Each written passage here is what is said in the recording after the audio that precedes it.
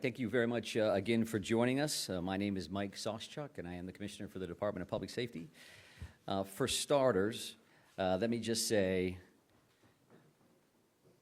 for the consideration of the 4 deaf victims and their family, we are requesting that the ASL interpreter is in all frames for language access here in Maine and the U.S. They are grieving and have a right to know the latest info in ASL. You can see we've changed this a little bit, the setup from earlier today. And again, as we continue to evolve, right? Lots of podiums, lost our maps. The whole thing was a little bit of a mess earlier, to be quite honest.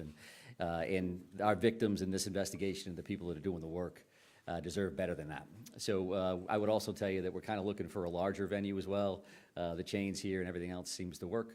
We're going to use some technology for some pictures here right off the bat. So I would say that, again, thank you for joining us. It's been a busy day for our law enforcement officers and our partners around the state. I'm going to give some updates from what we found, but the real primary reason I wanted to bring you back in today was we wanted to really identify the victims and show their pictures. We won't get into family backgrounds and their lineage at all, but we do want to show those pictures, give ages. I would say that the families didn't want hometowns listed. They do certainly deserve and want some privacy around these issues, which makes complete sense. And we're going to start with that component of our information simply because that's why we're here, right? This is about the victims. That's why we do what we do, and that's why we're striving so hard, and that's why you're here, because you care about them as well. So we're going to go ahead and load that behind us here on the screen. And I think Shannon Moss can also put that information out following this. Some specifics here, I would just like to note that the families actually approved these photos, sent these photos in to us. For a lot of different reasons. I think some of them show a little of their character, a little of their relationships, and some other specifics. You'll just see, again, a picture, a name, an age, and then there's a couple symbols there. And we wanted to be specific enough to what location they ultimately lost their lives at. And again, thank the families for allowing us to even do this. They certainly didn't need to do that. They're working through their own struggles. And rightfully so. So I'm going to start with this and then ask for just a moment of silence before we continue on to our next agenda item. But that top left, as you see it, and that is Ronald G. Morin, 55. And I won't read the venues. You can put that all together yourself. Peyton Brewer Ross, 40 years of age. Joshua A. Seal, 36 years of age. Brian M. McFarland, 41 years of age. Joseph Lawrence Walker, 57. Arthur Fred Strout, 42. Max A. Hathaway, 35. Stephen M. Vozella, 45. Thomas Ryan Conrad, 34. Michael R. Deloria II, 51. Jason Adam Walker, 51.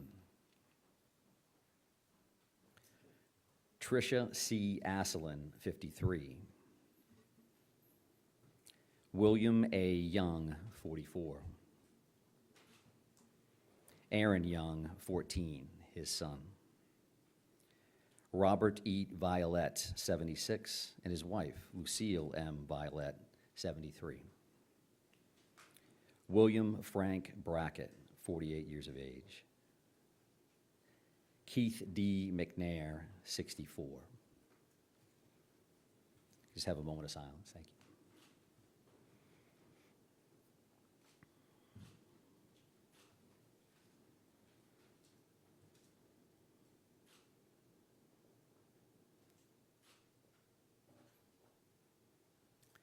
Thank you for that.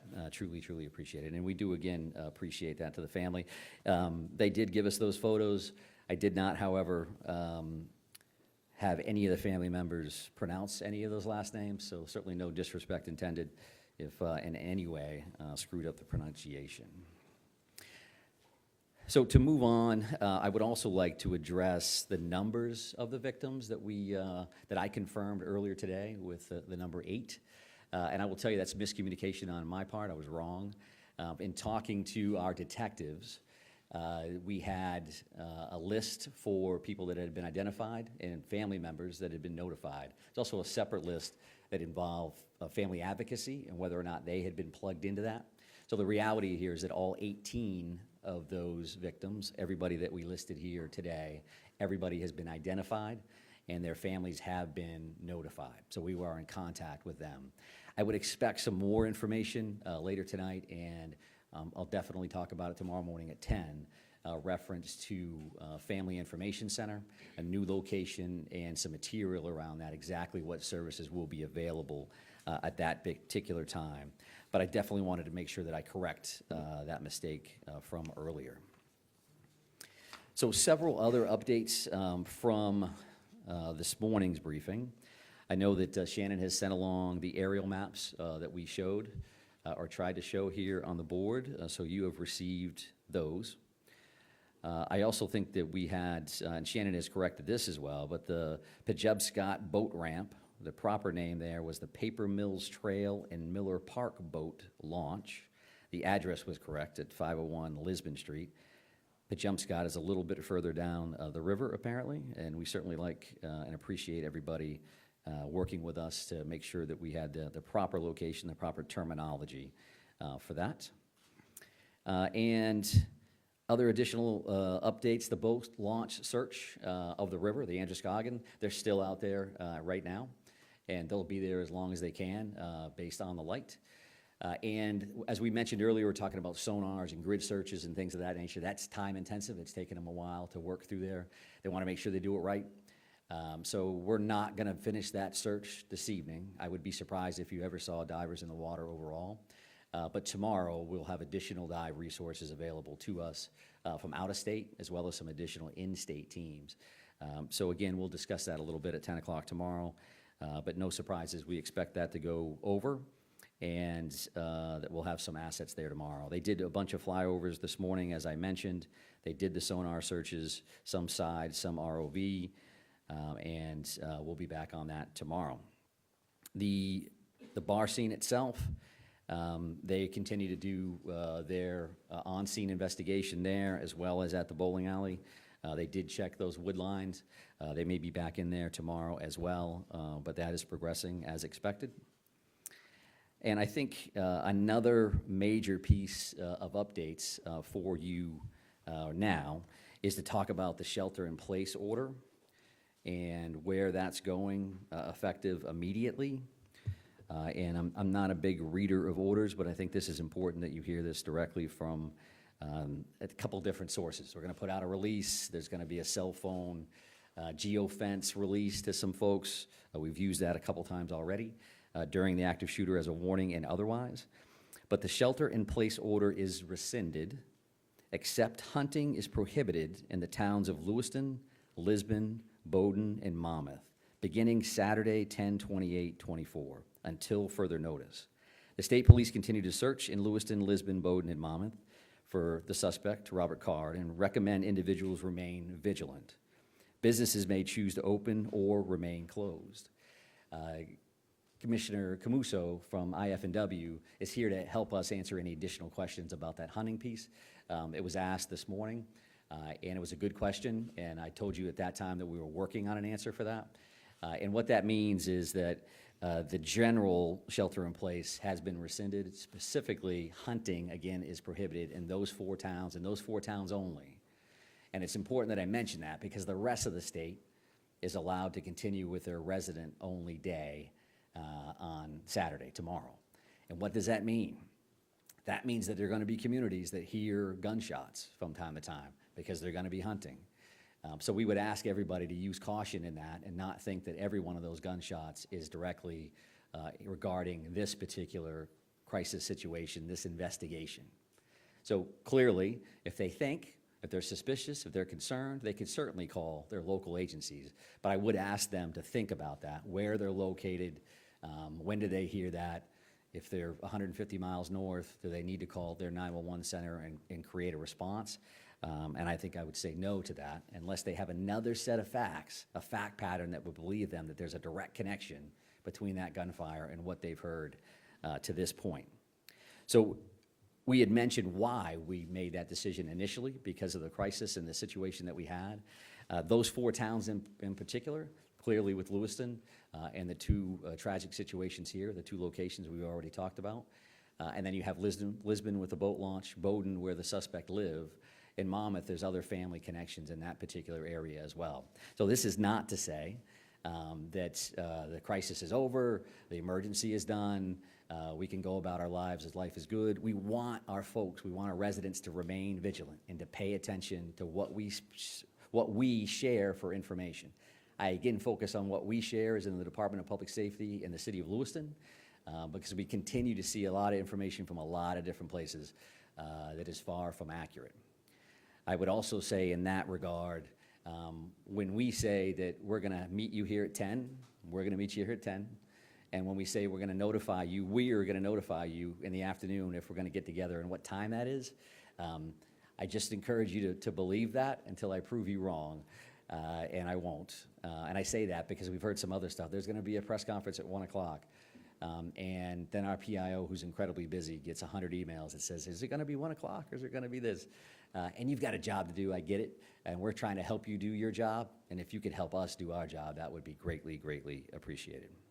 So that is some of those pieces for updates from what we worked on this morning. A couple of additional things. Neighborhood canvases, as an example. I did not speak to that. So we talked about large deployments of officers in various locations. What would that look like? Neighborhood canvases could be a couple of officers knocking on a door. And that's going to be happening at various locations around this particular area in multiple towns. Again, if somebody's using their own common sense and they say that doesn't seem right, then sure, call. But you could have 2 uniformed officers or 2 officers with clearly displayed badges jumping out of a marked car to come talk to you as detectives. There was a question this morning around arrival times at the 2 locations, and we had done some research on that, which was hot off the presses walking out the door to come here today. So spare time, as we had mentioned earlier, that initial 911 call occurred at 6:56 p.m. And by the CAD system, or the computer-aided dispatch system, so somebody calls in on a radio and they says, now I'm out at that location. The first Lewiston officer arrived based on that system at 7 p.m., so 4 minutes later. The reality there, however, is that there were 4 plainclothes police officers that were shooting on the range in that general area. They hear that call come in, and they're walking into the bar, or rather the bowling alley, in about a minute and a half. So they don't have radios, they weren't in uniform, they hear it as they're at the range, they respond to the address immediately, and then they address the threat and clear the building. For that same location, right, spare time, as an example, you have Lewiston, it's a self-contained police department, they work with everybody, so it's not uncommon to see the Maine State Police in town, but they don't have specific areas to patrol. Calls came in to dispatch centers for the Department of Public Safety that would control the Maine State Police, as an example, at 6:57, so a minute-ish later, and we didn't have necessarily troopers right inside the town, so 11 minutes later, our first trooper arrives, which is not uncommon, actually, and that's a pretty good response time, considering it's an urban atmosphere and troopers aren't here. The second set of calls, as we've discussed, came in at 7:08, so this is the bar and grill. And the first Lewiston officer is responding there at 19:13 or 7:13 p.m., so 5 minutes later. And then really it becomes exponential after that, as an example. Should have mentioned this earlier, but spare time, a minute after those initial officers respond, 8 more are there. Now we're saying now everybody's starting to roll in about the same time, and about 10 officers are responding to the bar and grill immediately thereafter. You got the first folks, and then people are just showing up from the police department and other locations. And that particular calls for service for the Maine State Police through Department of Public Safety dispatches, we got that second call at 7:10, about 2 minutes later than the Lewiston Center received it, and we had officers responding and arriving 3 minutes later. So why is that? They're already flying to the first address, and now we got a second call, and now they're diverting to that second call. So it's obviously they're in town, and they're running hard to that location. So those are the arrival times that I was asked about earlier today. I think based on the list that I made this morning, I think that's all we had for information. And I'll just call that kind of updates and follow-ups, things that I knew you were asking. There were some additional questions from the general public, which has been good for us to receive those through these, right? They get a chance to see stuff, and then they reach out and say, what does this mean? We had a bunch of people reach out about that shelter in place, and what does that mean, and what should I do, and what does that look like? And rather than answer those through conversations with city staff, city leadership, police chiefs, we decided to rescind that order again, but recommend that people remain vigilant as they move forward. So I do appreciate them reaching out, and all of that contact has something to do with our ultimate decision. Where do we go from here? So with that in mind, that's the information that I was asked, and the information that I can update. We do have, I believe, the suspect picture up here as another piece. And the reason that we did this is because it's been quite some time. We've seen that photo, and you have a bunch of different photos. This, in fact, has more of the physical description of his height and weight, and his more official hair and eye color. You could guess at that based on some of the photos that you see, but why do that if we can directly give you that information? So if you could freshen up any material that you have there. It does again show that brown hooded sweatshirt and dark colored cargo pants that are in the photo that we had released earlier, which showed him walking in to spare time with that firearm. So I think that's the information that I wanted to get out to you today. I appreciate you coming back or holding on. I know you have long days and long nights, so that piece you were going to be around anyway, I'm sure. But I am, again, happy to try to take some questions and answers. The chief is here as well, but we did want to keep this tight from an operational standpoint. So, yes, sir. Go back to the timeline. Yeah. 4 officers who were at the range, I think, right? So can you just go over that again? Yeah, sure. So officers are required to qualify a certain number of times a year, right? So in this particular instance, the officers are in plain clothes. They're shooting at a range right around the corner. The call comes in. They hear that, and they're going to respond, which just speaks to when these things happen, everybody's going. You could be a detective, the chief's bailing out of the station, you could be wherever, everybody goes. So being Lewiston officers, they go, we know where that is. Everybody gets in the car and they immediately go to spare time, to help in any way they can, not knowing that in fact they're gonna be the closest there and the first out. So that cuts almost 2.5 minutes off the original or the initial uniformed police officer's response. And that's not uncommon from a police standpoint. Sometimes you got months where you're thinking, boy, I'm right around the corner when all this stuff happens. And sometimes I'm on the other side of the city when other stuff happens. We're very, very lucky that the officers were that close, because I think you save lives with time responses. And in an urban atmosphere, depending on where everybody is and how busy the night is, that response could have been much longer than that. Yes, sir. Have there been any credible sightings of the suspect by either law enforcement or the public since the shooting took place? Yeah, so we have, again, 530 plus tips and leads that have come in. Some of those have been sightings, some of those have been, and I would say as simple as, but hey, I've got a vacant house that's in this location. I own a barn that I'm afraid to go to. There's something over here that concerns me. So those things run the gamut. And I'm also going to use that opportunity that the FBI supervisory agent in charge, Jody Cohen, who has been with us during these press conferences, we gave that digital video information out this morning. There's already well over 100 entries in that system. So that means you're putting that information out, and the general public is grabbing hold of that, wanting to be involved, and sending that information in. So I thank you for that, and we certainly thank the FBI for their assistance with that kind of material. So we've got all kinds of, somebody may say, somebody. Has law enforcement seen him in the last 2 days?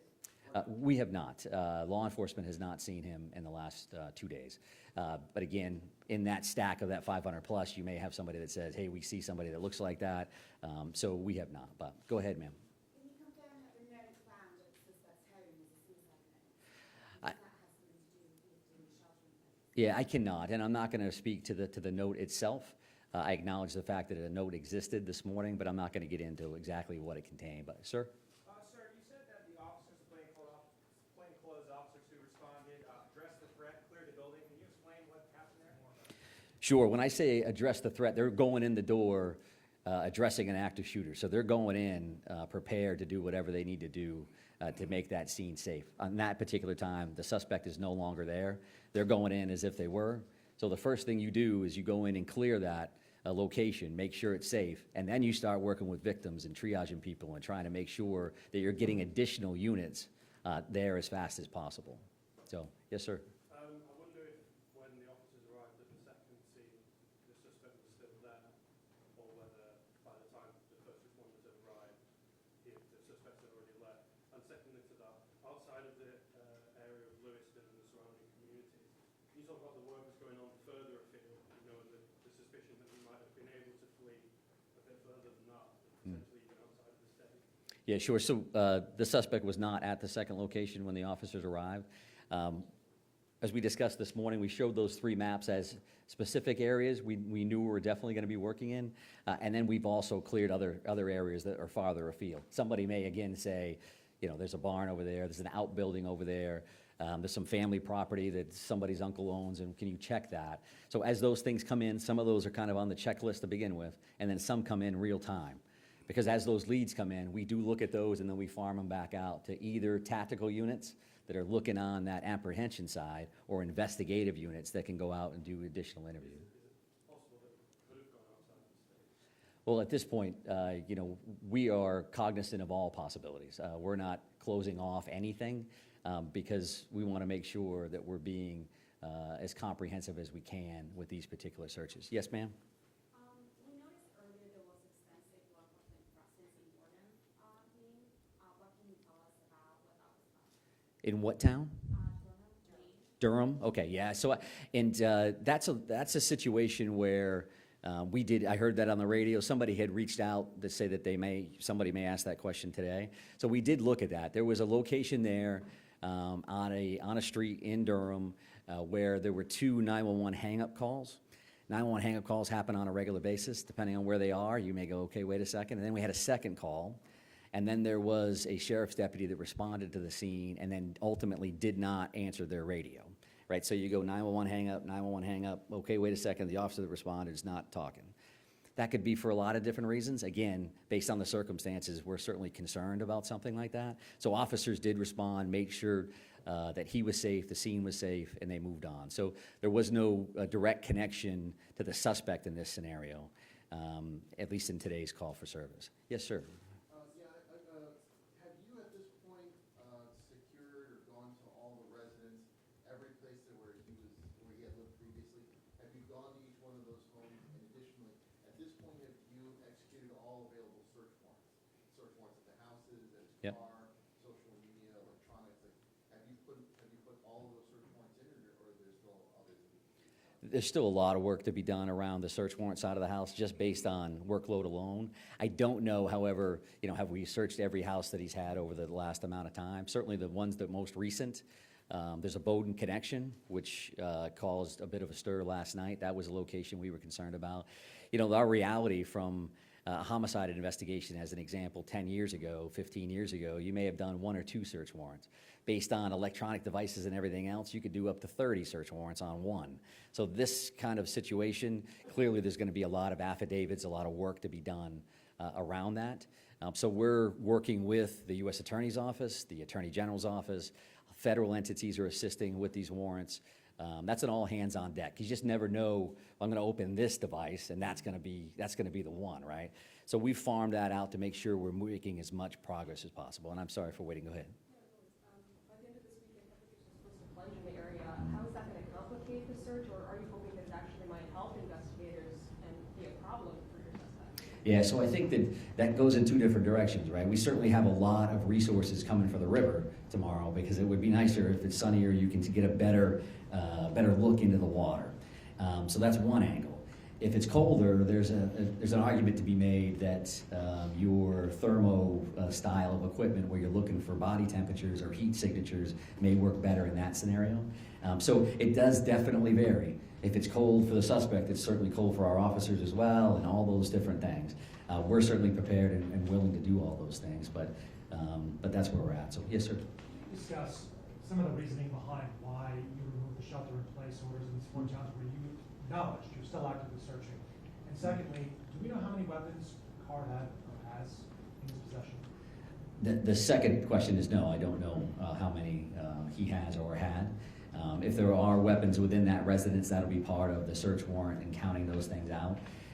And the decision to release that or rescind that shelter-in-place order is something that we've discussed internally as command staff members at the CP, and saying, okay, we're looking at pros and cons, right? We've got communities that are locked down, that are shut down. There are families and schools and pharmacies and all those things. So we knew going in, and have acknowledged that repeatedly, that we know that that can have a negative impact on people. So the other side of that is we had very pointed threats early on, reference to these locations, and nothing specific since then. So you have to look at that, and you have to do the math on that and say, so are we more comfortable, are we doing more harm than good by keeping people away from these clinics and their doctors and in schools? And while this is still absolutely a dangerous situation without question, we've got to make recommendations and ask the people that we serve, ask the people that we protect to be vigilant, to pay attention, to listen to what we have to say. If you see something, say something. Because you know in most cases, you're like, I don't like that, that looks strange. We can feel that, especially when you live in neighborhoods, right? That you live there, you're comfortable with that. That deal, that car is wrong coming down my driveway at this particular time of the day, what is going on?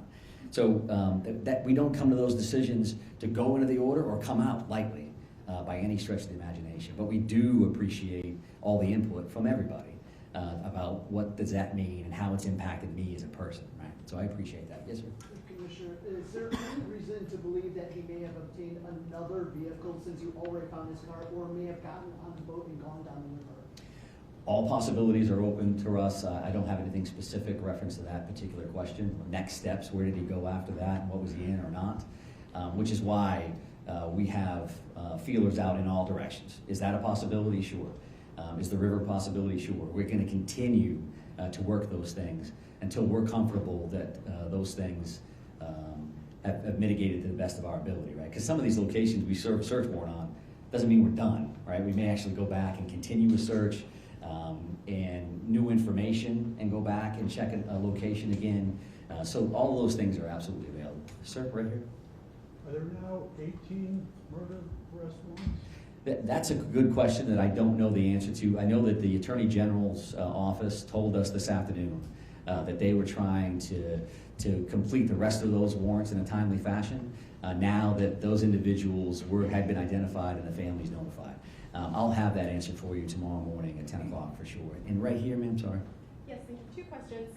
The first is whether you can confirm that police found a gun in Carr's car, the suspect's car, the one that was discarded. Mm-hmm. And secondly, I was wondering if you could talk a little bit about what communication has been like with law enforcement in on the border states, like Canada, New Hampshire, even Massachusetts, and specifically whether or not there's any expectation or any plan to put border checks in place as the suspect continues to potentially be moving.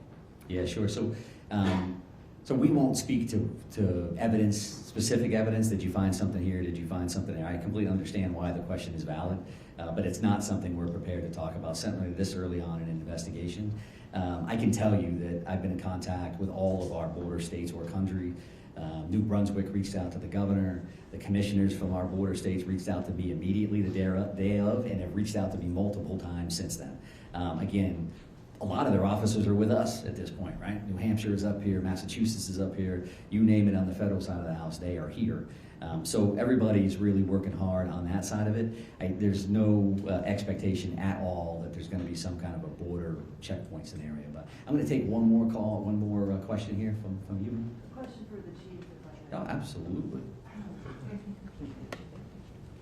Chief, for members of law enforcement, especially from Lewiston, Auburn, and this close-knit community, can you talk about what it's been like to do this investigation when they may have close connections to some of the victims?